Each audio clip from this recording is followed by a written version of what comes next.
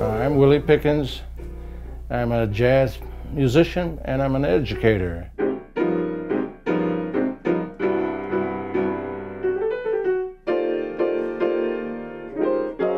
And I'd gravitate to the piano and plunk on it. I don't think I was making that much sense at the beginning because I had no training. But after a while of playing around the piano, it started making sense. At that time, there was Charlie Parker and Dizzy Gillespie.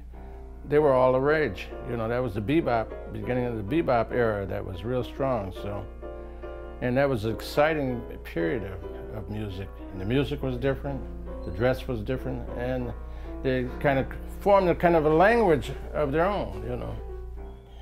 So when I graduated in 1958, there was a bass player there by the name of Connie Milano, and he came over to Chicago here, had a job, and he called me and asked would I like to join him. This was on the Rush Street area, a place called the Domino. And after that job folded, I stayed around here because the atmosphere was really good musically. We had people like Mulhall, Richard Abrams. We had a pianist by the name of Billy Green. We had Jody Christian. You had John Young. You had Ira Sullivan, Nicky Hill, Wilbur Campbell.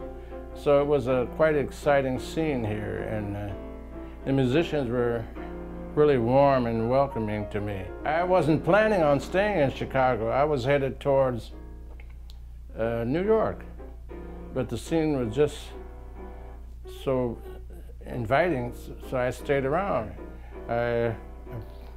Presently, I'm teaching at Northern Illinois University. I'm in my 14th year there, and I'm also running a program for Ravinia called Jazz in the Schools. And the Ravinia program is a collaboration between the public high schools and Ravinia. They provide funds and the facilities for us to practice and work with high school kids. It's just some fantastic talent, and you wouldn't expect coming from Chicago public schools, because usually you figure that they have had less advantage as opposed to the suburbs. But these kids could stand up against anybody. For a while, I guess the music dried up here. And then for about 10 years, Jim Wagner was on a mission to